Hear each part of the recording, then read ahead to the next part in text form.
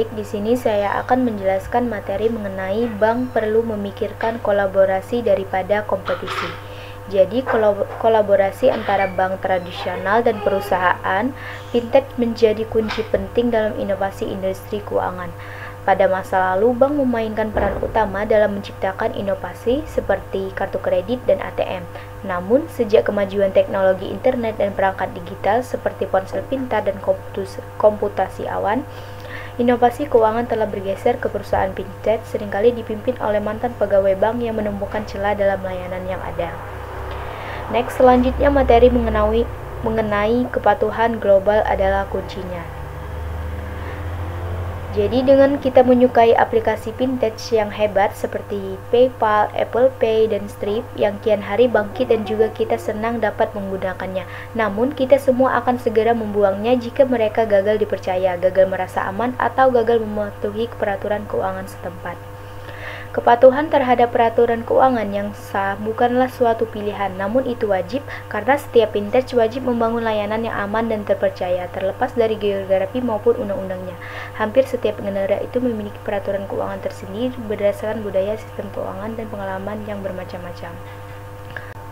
Next, mengenai materi fintech harus memahami setiap peraturan lokal.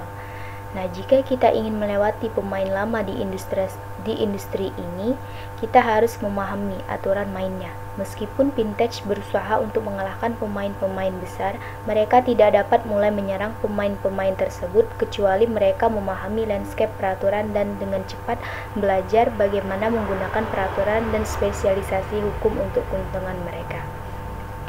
Selanjutnya, Amerika Serikat pasar tunggal dengan peraturan multilevel yang kompleks. Peraturan keuangan di Amerika Serikat yang sangat terfragmentasi dibandingkan dengan negara-negara Eropa dan Asia yang sebagian besar yurisdiksinya hanya memiliki satu regulator bank. Di Amerika Serikat, perbankan diatur di tingkat federal dan negara bagian, tergantung pada jenis piagam yang dimiliki organisasi perbankan dan pada struktur organisasinya. Organisasi tersebut mungkin tunduk pada berbagai peraturan perbankan federal dan negara bagian. Selanjutnya, materi mengenai Asia masih sangat terfragmentasi.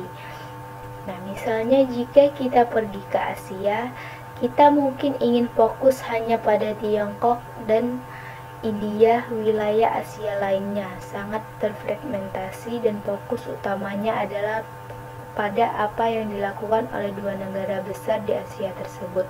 Sistem keuangan Tiongkok sangat diatur dan baru-baru ini mulai meliberalisasi seiring dengan semakin pentingnya kebijakan keuangan Tiongkok terhadap strategi perekonomian secara keseluruhan.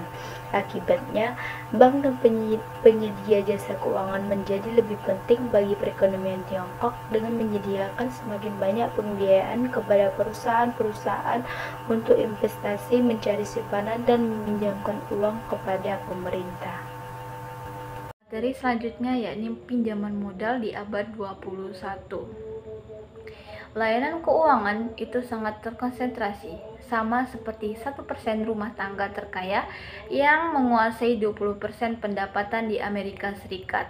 Distribusi jasa keuangan konsumen dapat dilihat dengan cara yang sama, namun dalam skala global, saat ini hanya 50% orang di seluruh dunia yang memiliki rekening tabungan dan hanya 20% yang memiliki akses terhadap produk pinjaman dari lembaga keuangan.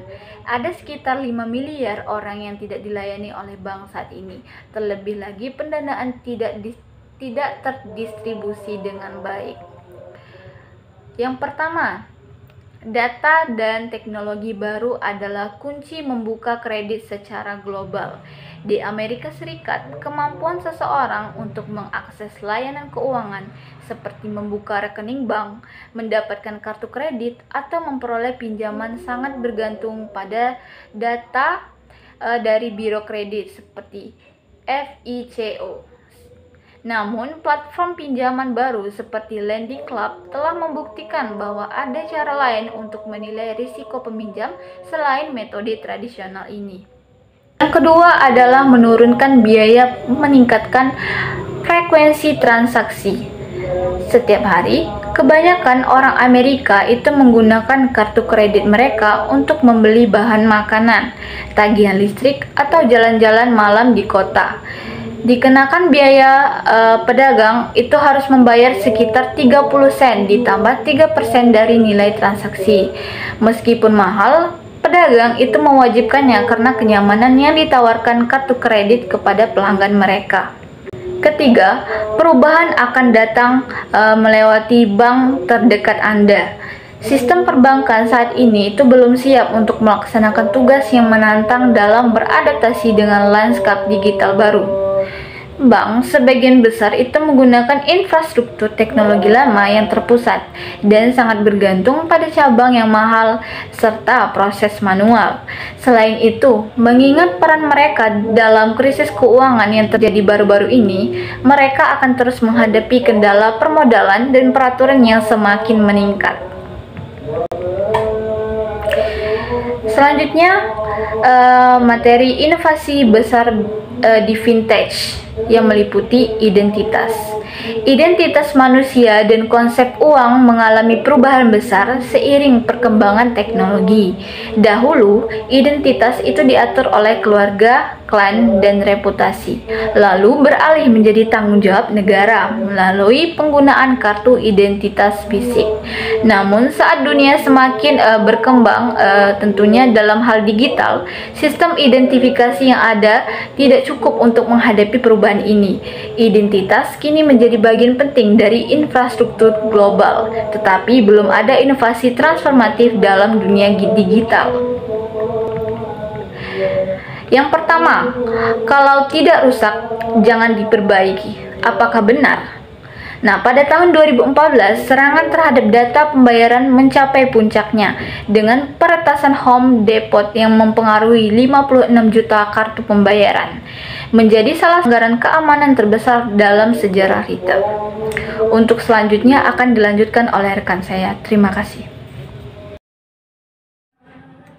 Selanjutnya, login sosial. Hal ini telah diadopsi secara luas baik oleh kalangan bisnis maupun konsumen, memungkinkan pengguna untuk memverifikasi identitas mereka dan masuk ke situs web dan aplikasi seluler menggunakan profil yang ada dari jaringan seperti Facebook dan LinkedIn.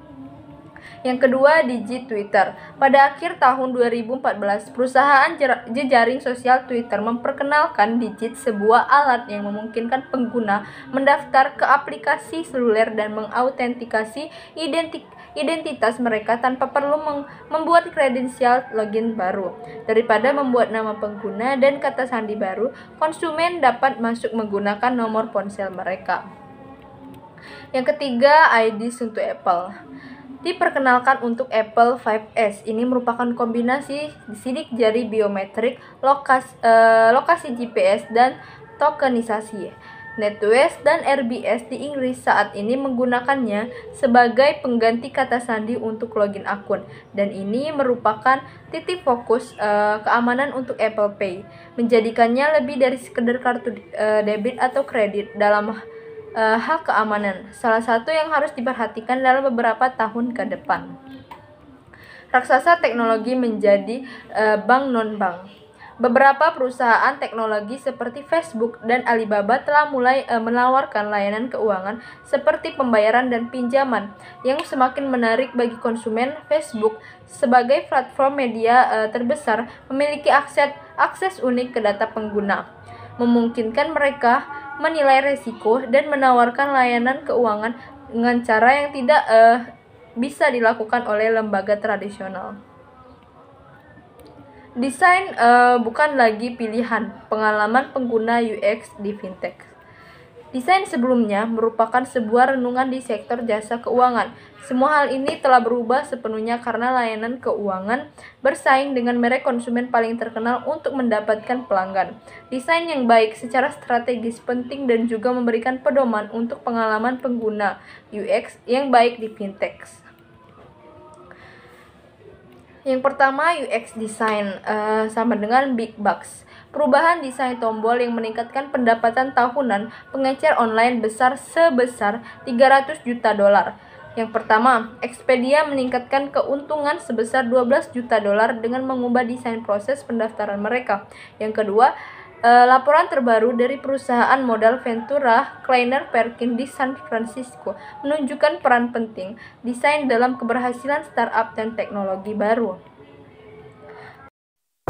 Baiklah, materi selanjutnya yaitu definition of UX. Pengalaman penggunaan mencakup semua aspek interaksi pengguna, akhir dengan penggunaan perusahaan, layanannya, dan produknya. Tujuannya adalah untuk meningkatkan kepuasan penggunaan dengan meningkatkan penggunaan aksesibilitas dan kesenangan yang diberikan oleh interaksi antara pengguna dan produk, seringkali digital. Desain UX mencakup desain interaksi, desain visual, desain gerak, riset pengguna, dan banyak lagi ini. Ini adalah unsur penting dalam pendekatan pengembangan produk yang sukses. Selanjutnya yaitu UX dan fintech. Perkembangan pesat ini menunjukkan betapa pentingnya inovasi dan desain pengalaman digital, terutama dalam bidang yang sangat diatur seperti keuangan. Dengan meningkatnya penggunaan teknologi, bank dan penyedia layanan keuangan harus terus beradaptasi untuk menciptakan solusi yang tidak hanya aman tetapi juga memberikan kenyamanan bagi pengguna. Contohnya seperti kelelahan kata sandi. Untuk melindungi data dan uang kita, layanan memeriksa apakah kita sesuai dengan apa yang kita nyatakan. Autentikasi yang sering kali sangat bergantung pada nama pengguna dan kata sandi. Masalahnya adalah kata sandi yang amat sulit dibuat dan diingat. Selain itu, kami memiliki banyak kata sandi dan nama pengguna. Selanjutnya itu 7 pedoman. Berdasarkan pengalaman selama bertahun-tahun di organisasi fintech besar dan kecil, kami telah menetapkan 7 pedoman yang terbukti membantu dalam merancang pengalaman keuangan, yaitu berinvestasilah dalam desain dan dari awal dan dari atas.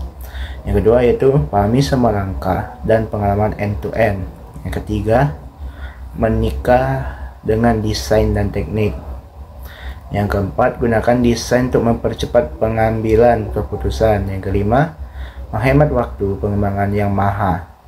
Yang keenam, bertujuan untuk kesederhanaan seperti Uber dan tingkat kepercayaan yang sangat tinggi. Selanjutnya itu Fintech Hubs. Nurturing New Fintech Community. Masyarakat fintech global terdiri dari pengusaha, ilmuwan komputer, koder, investor, pemerintah, dan konsumen, sedang mendorong inovasi dalam perbankan, keuangan, dan perdagangan. Fintech membawa perubahan signifikan dengan model bisnis pengalaman pelanggan baru, mirip dengan revolusi digital di industri musik dan perjalanan media.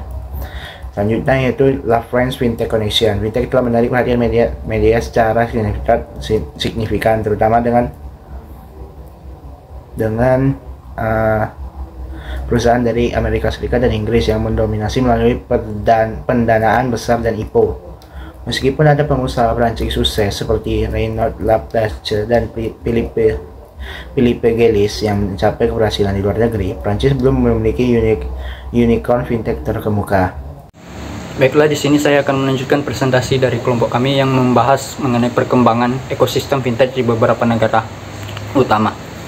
Pertama, Holland Fintech yang didirikan pada tahun 2014 bertujuan untuk menghubungkan startup, bank, investor, dan pemerintah di Amsterdam. Meski awalnya sektor ini kurang dikenal di Belanda, dukungan dari KPMG, IBM, dan anggota lainnya membantu mereka menarik perhatian global dan memperluas jangkauan internasional. Kemudian Holland Fintech juga fokus pada inovasi melalui newsletter, riset, dan acara internasional. Meskipun menghadapi tantangan pendanaan, mereka sudah memiliki lebih dari 65 anggota dan merencanakan pembukaan hub fisik di Amsterdam untuk memperkuat ekosistem. Selanjutnya mari kita lihat di Luxembourg. Negara ini berambisi menjadi pusat fintech global melalui inisiatif Digital Luxembourg yang diluncurkan pada tahun 2014. Inisiatif ini bertujuan untuk memperkuat posisi Luxembourg dalam sektor teknologi informasi dan mendukung pertumbuhan startup fintech. Luxembourg telah menyiapkan kebijakan yang mendukung dan berusaha meningkatkan inovasi serta fleksibilitas regulasi. Meskipun demikian, negara ini masih harus bersaing dengan hub besar seperti London, Paris, dan Berlin. Luxembourg juga memperbaiki akses pendanaan dan regulasi untuk mencapai potensi penuh sebagai pusat fintech. Kemudian di Austria, ibu kota Wina menunjukkan potensi besar sebagai pusat fintech. khususnya dalam sektor pembayaran mobile dan tiket. Wina memanfaatkan lokasi strategisnya dan hubungan historis dengan sektor perbankan di Eropa Tengah dan Timur. Keunggulan ini membantu bank-bank Austria dalam mengelola sekitar 50 juta pelanggan di wilayah tersebut, memberikan keuntungan signifikan dalam persaingan pembayaran mobile. Wina. Kemudian yang terakhir di India. Ekosistem vintage berkembang pesat dengan investasi yang terus meningkat. Pada tahun 2015, investasi di sektor ini melebihi $1 miliar didorong oleh kebutuhan untuk memodernisasi transaksi dan penggunaan internet mobile yang tinggi. Perusahaan seperti Bank Bazar dan Jobchata memimpin, sementara startup seperti Milap dan Footage juga berkembang pesat. Dengan dukungan dari investor dan kebijakan yang mendukung, India, terutama kota-kota seperti Mumbai, Bangalore, dan Delhi seperti Gift City, siap untuk menjadi pusat vintage global. Sekian dari saya. Baiklah, di sini saya akan menjelaskan tentang uang, sebuah media pertukaran, satuan rekening, dan penyimpanan kekayaan. Dalam bentuknya, uang memainkan peran penting dalam memungkinkan pertukaran produk dan jasa, pembagian kerja, dan ledakan kesejahteraan sosial yang luar biasa di planet ini secara keseluruhan. Kemudian untuk ciri-ciri uang sebagai alat pembayaran, ada 7. Yang pertama itu penerimaan luas atau efek jaringan, 2 tidak mengalami volatilitas ekstrim, 3 keyakinan dalam mendukung, 4 terstandarisasi, 5 ukuran atau denominasi yang tepat, 6 tahan lama, dan juga 7 aman. Selain itu, untuk kemungkinan yang tidak pasti untuk meminjamkan produk kita kepada pihak lain untuk sementara waktu terdapat 3 hal. Yang pertama itu risiko pinjaman, yang kedua kepercayaan dan jaminan, dan yang terakhir manfaat ekonomi. Selanjutnya, how is money measured? Sebagaimana yang telah dibahas di awal tadi, uang memainkan banyak peran sebagai alat tukar, sebagai unit hitung, dan sebagai penyimpan nilai. Namun uang juga memiliki banyak bentuk, dan Federal Reserve System, the Fed, mendefinisikan dan menghitung beberapa ukuran jumlah uang yang beredar yang berbeda. Ukuran standarnya adalah basis moneter M1 dan M2. Basis moneter didefinisikan sebagai mata uang yang beredar ditambah saldo cadangan yang disimpan oleh bank di rekening mereka di The Fed. Gambar 3.1 menunjukkan komponen M1 dan M2. M1 terdiri dari uang logam, uang mata uang, giro, dan cek perjalanan. Sedangkan M2 sama dengan M1 ditambah tabungan, deposito berjangka, sertifikat deposito di bawah $100.000, dan reksadana pasar uang saham. Total M1 pada Mei 2017 adalah $3,51 triliun dan M2 berjumlah $13,5 triliun. Rincian masing-masing kategori M2 ditunjukkan pada gambar 3.2 dengan jumlah hampir 9 triliun dolar. Tabungan merupakan kategori terbesar. Mata uang dan koin yang beredar yang biasa kita anggap sebagai uang hanya sekitar 1,5 triliun dolar, kurang dari sepertiga M1 dan hanya 10,9% dari M2. Cek perjalanan berjumlah 2 miliar dolar, meskipun jumlah kecil ini agak mengejutkan. Materi selanjutnya, tren pembayaran non-tunai. Sejak 2001, Federal Reserve System telah secara rutin mengevaluasi aktivitas pembayaran non-tunai di Amerika Serikat. Laporan ke-6 yang terbaru diterbitkan pada tahun 2016, survei ini mengungkapkan bahwa meskipun jumlah transaksi dengan kartu kredit dan debit mengalami pertumbuhan yang signifikan, nilai rata-rata setiap transaksi justru menurun. Sementara itu, penggunaan cek menurun meskipun laju penurunannya melambat. Kemudian di slide ke-12 terdapat gambar yang menunjukkan tren pembayaran untuk periode 2000 sampai 2015, di mana kartu debit non-prabayar yang ditautkan ke rekening giro tampaknya pada dasarnya menggantikan posisi yang dimiliki oleh cek kertas. Kemudian Terakhir, materi terakhir mengenai plumbing sistem keuangan. Cara kerja kartu kredit. Kartu kredit memberikan pinjaman dari bank penerbit yang harus dibayarkan dalam jangka waktu tertentu. Sementara kartu debit menarik dana langsung dari rekening pengguna saat transaksi. Setiap transaksi melibatkan 4 pihak: pemegang kartu, pedagang, bank penerbit, dan pengakuisisi. Proses dimulai ketika pemegang kartu menyerahkan kartu ke pedagang yang memproses pembayaran melalui sistem verifikasi. Pengakuisisi menangani otorisasi, clearing, dan penyelesaian transaksi antara bank penerbit dan pedagang. Sekian presentasi dari saya. Penjelasan mengenai plumbing sistem keuangan selanjutnya akan dijelaskan oleh rekan saya. Selanjutnya, cara kerja kartu kredit. Gambar di samping ini merupakan ilustrasi proses transaksi kartu kredit mulai dari adanya 4 pihak. Yang pertama, pemegang kartu, yang kedua, pedagang, yang ketiga, bank penerbit, dan yang keempat, pihak pengakuisisi. Pipa Sistem Keuangan (ACH).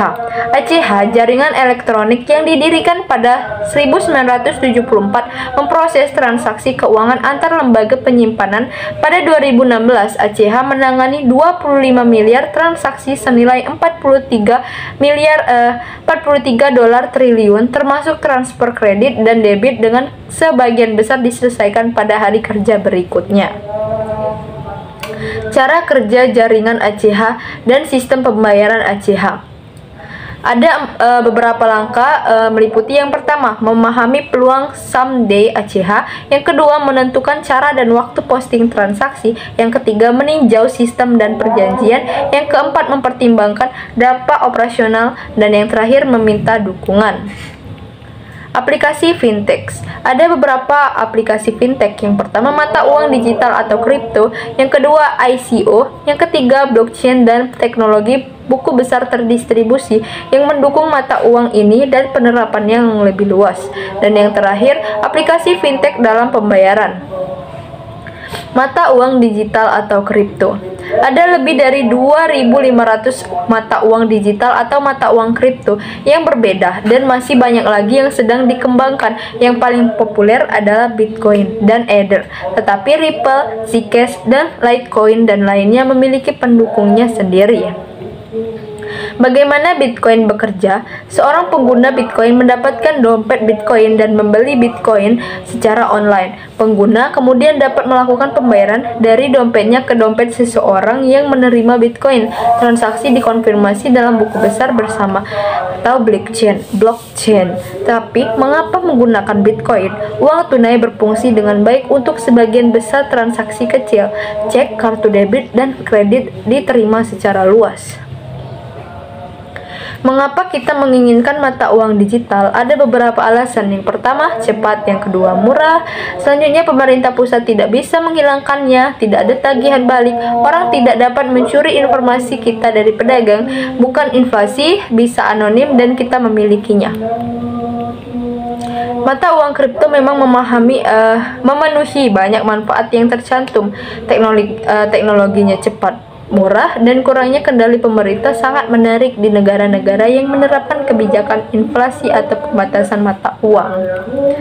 Namun, ada kekhawatiran praktis, operasional, dan peraturan. Secara praktis, sangat kecil kemungkinannya bahwa mata uang digital akan menjadi satu-satunya bentuk uang. Jalur sutra. Sayangnya, Bitcoin dapat digunakan untuk pembelian obat-obatan terlarang, serta senjata dan jenis pembelian ilegal. Ini ikut menjadi penyebab jatuhnya jalur sutra. Silk Road adalah pasar online yang didirikan pada tahun 2011 oleh Ross Ulbricht. Ini beroperasi di apa yang dikenal sebagai web gelap, yang merupakan bagian internet terenkripsi di mana identitas pengguna dapat dilindungi. Gunung Gox. Masalah keamanan menyebabkan jatuhnya Mt. Gox atau Gunung Gox adalah bursa Bitcoin yang berbasis di Tokyo yang pernah menangani 70% dari seluruh transaksi Bitcoin. Perusahaan ini bangkrut pada awal tahun 2014 setelah mengumumkan bahwa Bitcoin yang saat itu bernilai lebih dari 450 juta dolar telah dicuri dari rekening pelanggan. Pencurian tersebut tampaknya terjadi selama beberapa tahun dan catatan internal perusahaan diubah untuk menutupi pencurian tersebut. Gunung Gox kemudian menemukan 200.000 dari sekitar 850.000 koin yang dicuri. Baiklah, untuk selanjutnya yakni Bitcoin di Tiongkok. Tiongkok menyumbangkan hampir sekitar 90% dari seluruh perdagangan koin dan mata uang kripto lainnya. Di bulan September tahun 2017, Tiongkok itu mengisyaratkan adanya tindakan keras terhadap bursa Bitcoin formal yang diperkirakan akan menurunkan pangsa pasar perdagangan Tiongkok sekitar 25% total dunia. Bitcoin di Venezuela. Dengan berlanjutnya pelemahan harga minyak yang berkepanjangan di tahun 2017, pemerintah Venezuela itu semakin gagal dalam mengelola perekonomiannya. Persediaan barang di pasar terbatas dan Bolivar itu mengalami inflasi di tahun 2016. Diperkirakan adanya inflasi tersebut sekitar 800%. Dalam keadaan seperti ini, Bitcoin itu menawarkan perlindungan di mana pemegangnya tidak akan terkena dampak inflasi Bolivar. Mata uang digital atau kripto. Biaya pemrosesan mata uang digital yang lebih murah juga menjadi tanggung jawab para bank sentral. Baru-baru ini, para peneliti di Bank of England telah menuliskan bahwa bank sentral yang menerbitkan mata uang digital itu dapat mengurangi biaya perekonomian secara signifikan dengan memproses transaksi secara langsung antara konsumen dan juga bisnis tanpa memperoleh langkah-langkah dalam buku besar perbankan. Penawaran koin perdana. Nah, turunan selanjutnya dari mata uang kripto adalah initial coin offering. Istilah ini mirip dengan penawaran umum perdana di mana perusahaan swasta itu menerbitkan hak ekuitasnya kepada masyarakat yang dapat diperdagangkan secara bebas. Nah, adanya sarana ini berguna bagi perusahaan swasta untuk mengumpulkan dana dari investor dengan menawarkan hak mereka untuk membeli token digital atau koin digital guna mendanai proyek teknologi. Selanjutnya, blockchain yang terdistribusi. Blockchain adalah jenis buku besar yang terdistribusi. Namun, tidak semua buku besar itu memiliki semua fitur yang ada di blockchain. Misalnya, blockchain menghubungkan transaksi sebagai blok dan biasanya memerlukan bukti kerja dari peserta verifikasi. Tak satu pun dari hal ini mutlak diperlukan agar buku besar terdistribusi dapat berfungsi. Salah satu daya tarik sistem desentralisasi ini adalah potensinya untuk digunakan dalam memvalidasi transaksi berbagai aset. Selanjutnya adalah teknologi buku besar digital. Dalam laporan bulan Februari 2017, Bank for International Settlements itu merangkum potensi manfaat teknologi buku besar yang terdistribusi atau DLT dalam sistem pembayaran clearing dan penyelesaiannya sebagai berikut. Yang pertama adalah mengurangi kompleksitas, yang kedua meningkatkan kecepatan pemrosesan end-to-end dan ketersediaan aset dan dana. Ketiga, mengurangi kebutuhan akan rekonsiliasi di berbagai infrastruktur pencatatan. Yang selanjutnya meningkatkan transparansi dan kekekalan dalam pencatatan transaksi. Selanjutnya meningkatkan ketahanan jaringan melalui pengelolaan data terdistribusi. Dan yang terakhir adalah mengurangi resiko operasional dan keuangan. Dalam kebanyakan kasus, risiko yang terkait dengan aktivitas pembayaran, clearing, dan penyelesaian adalah sama, terlepas dari apakah aktivitas tersebut terjadi pada satu buku besar pusat atau buku besar yang terdistribusi tersinkronisasi. Meskipun demikian, DLT dapat menimbulkan risiko baru atau berbeda, termasuk yang pertama, potensi ketidakpastian mengenai masalah operasional dan keamanan yang timbul dari teknologi.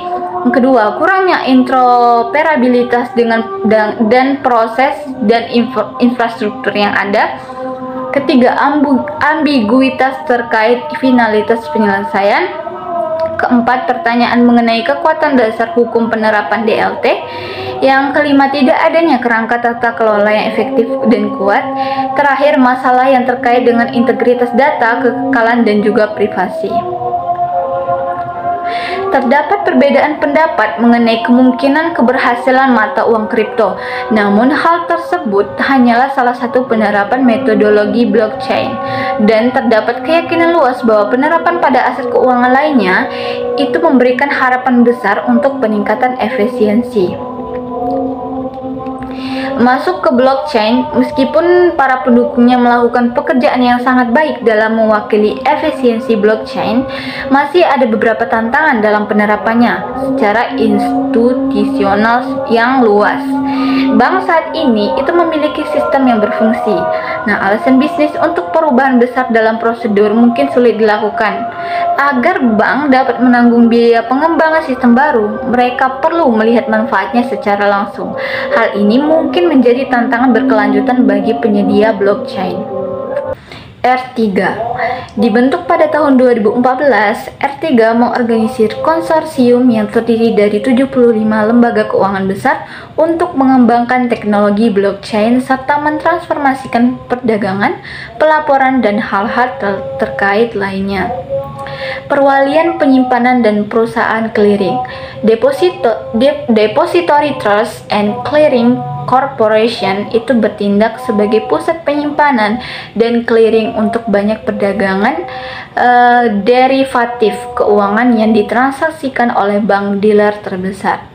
Kepemilikan aset digital, Digital Asset Holdings juga didirikan pada tahun 2014 oleh para eksekutif berpengalaman Wall Street dengan cepat mengakuisisi dan mengkonsolidasi beberapa perusahaan teknologi blockchain. Ia juga mengumumkan bahwa mereka telah menandatangani perjanjian dengan Bursa Australia ASX dan Utilitas Industri DTCC untuk mengembangkan solusi dan pengujian bukti konsep aplikasi blockchain industri keuangan. Yang terakhir adalah Ripple. Didirikan pada tahun 2012, Ripple itu mengembangkan jaringan pembayaran dan pertukaran serta mata uang kripto. Pada tahun 2015, Ripple didenda sekitar $700.000 karena pelanggaran Baik, di sini saya akan menjelaskan materi mengenai bank investasi. Beberapa bank investasi merupakan bank butik yang hanya berfokus pada satu aktivitas seperti merger dan akuisisi. Bank investasi lainnya, terutama bank investasi yang lebih besar dengan kemampuan distribusi, menyediakan serangkaian layanan lengkap seperti penawaran umum efek, perdagangan, penempatan saham secara privat, sekuritasi, merger dan akuisisi, perbankan dagang, saran restrukturisasi, pembiayaan sekuritas, pialang utama, layanan clearing dan penitipan, pendirian dan perdagangan derivatif, serta manajemen aset. Selanjutnya mengenai aktivitas perdagangan. Aktivitas perdagangan milik bank meningkat secara drastis setelah pencabutan Glass-Steagall pada tahun 1999 dan tumbuh menjadi sumber laba yang penting, pusat bagi banyak orang. Kisaran pasar yang diperdagangkan meliputi pasar ekuitas dan utang, tetapi juga mata uang, komoditas, dan lain-lainnya.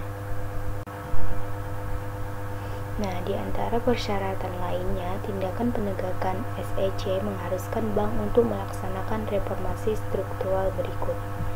Yang pertama, perusahaan akan memisahkan perbankan penelitian dan investasi termasuk pemisahan fisik, lini pelaporan yang sepenuhnya terpisah, staf hukum dan kepatuhan yang terpisah, dan proses perdagangan yang terpisah. Selanjutnya, kompensasi analisis tidak dapat didasarkan secara langsung atau tidak langsung pada investasi pendapatan perbankan atau masukan dari personal perbankan investasi. Parkir investasi tidak dapat mengevaluasi analisis 80 vintage dan pembaharuan lembaga keuangan.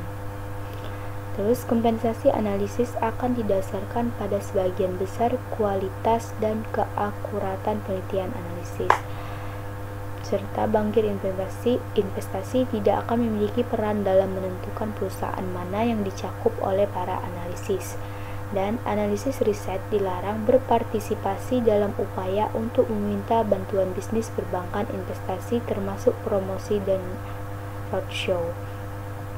Selanjutnya, perusahaan akan menerapkan kebijakan dan prosedur yang dirancang secara wajar untuk memastikan bahwa personel mereka tidak berusaha mempengaruhi isi laporan penelitian untuk tujuan memperoleh atau mempertahankan bisnis perbankan investasi. Nah, perusahaan akan membuat dan menegakkan firewall antara bank penelitian dan bank investasi. Next, mengenai materi sekuritisasi aset. Sekuritisasi adalah penggabungan sejumlah besar pinjaman dan penjualannya paket yang dihasilkan untuk investor.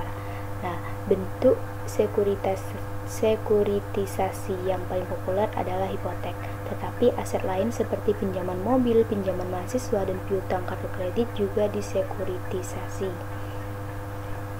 Selanjutnya, penggabungan dan akuisisi. Aktivitas merger dan akuisisi oleh perusahaan klien merupakan sumber pendapatan yang signifikan bagi bank investasi. Dimulai pada tahun 1960-an, merger biasanya merupakan transaksi yang bersahabat di mana para pejabat senior dari masing-masing perusahaan akan bergabung untuk membentuk tim manajemen perusahaan baru.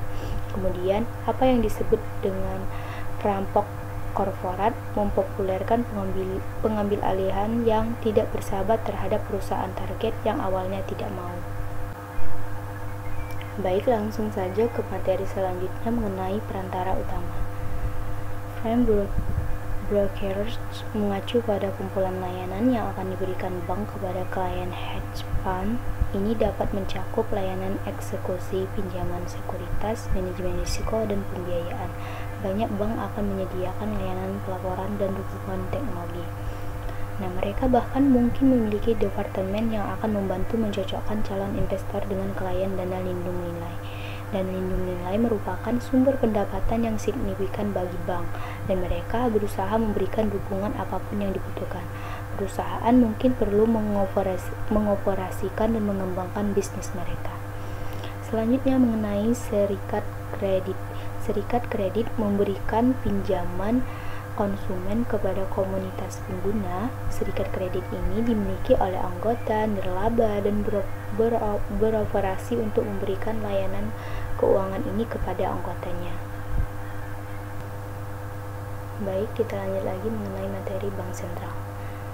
Seperti yang kita ketahui, bank sentral dapat dianggap sebagai bank bagi bank.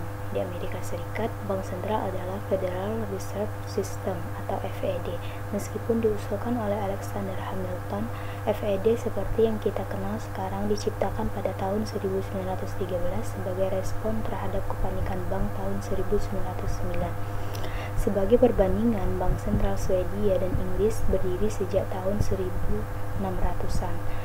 Fokus dalam bagian ini adalah pada FED Amerika Serikat, tetapi perlu dicatat bahwa ada bank sentral penting lainnya di seluruh dunia. Selanjutnya, alat moneter konvensional. Ada 3 alat konvensional FED untuk menerapkan kebijakan moneter adalah yang pertama operasi pasar terbuka, yang kedua suku bunga diskonto, dan yang ketiga persyaratan cadangan. Selanjutnya, mengenai kebijakan moneter non-konvensional. Peristiwa dramatis seputar krisis keuangan global menyebabkan para pembuat kebijakan bergerak agresif menggunakan kebijakan moneter untuk membantu menyelamatkan Amerika Serikat dan sistem keuangan dunia. The Fed menggunakan beberapa tindakan kebijakan tidak konvensional termasuk pelonggaran kuantitatif dan operasi twist. Perusahaan asuransi, perusahaan pembiayaan, lindungan dana, reksadana, dana yang diperdagangkan di bursa. Nah, bank bukan satu-satunya perusahaan yang aktif di pasar keuangan. Produk intermediasi keuangan tambahan dijual oleh perusahaan yang berdiri sendiri maupun afiliasi bank. Produk sesuai memberikan perlindungan terhadap risiko. Penyedia mengumpulkan dana dalam bentuk premi yang kemudian diinvestasikan di berbagai pasar.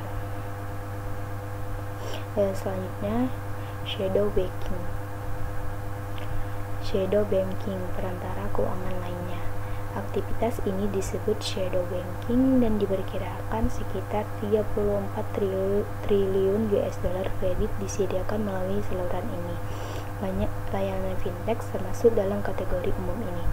Selanjutnya, produk pembiayaan non-bank ini dilakukan oleh kelompok peserta berikut, yaitu bank investasi, pemberi pinjaman hipotek, dana pasar uang, perusahaan asuransi, dana lindungi, dana swasta, dan pinjaman gaji. Selanjutnya, materi mengenai inovasi historis di lembaga keuangan besar. Nah, munculnya shadow banking hanyalah manifestasi terbaru dari inovasi di bidang keuangan. Banyak produk fintech yang termasuk dalam klarifikasi ini, dan gelombang disruptif fintech saat ini dapat diperdebatkan sebagai kekuatan yang paling signifikan dan luas jangkauannya bagi inovasi di pasar, instrumen, dan lembaga keuangan. Selanjutnya, materi yang terakhir yaitu bank digital terbaik di dunia. DBS diberikan oleh pemerintah Singapura pada tahun 1968. Baru-baru ini DBS mulai mengadopsi teknologi dan dinobatkan sebagai bank digital terbaik di dunia tahun 2016. Sekitar setengah dari populasi Singapura menggunakan akses dari DBS dan lebih dari seperempatnya menggunakan ponsel. Bank ini tidak hanya melakukan beberapa transaksi secara digital, tetapi juga berupaya melakukan inovasi digital dalam setiap layanan bank. Bank ini meluncurkan bank khusus ponsel pertama di India yang menggunakan kartu biometrik Aadhaar India dan infrastruktur keuangan yang didasarkan padanya.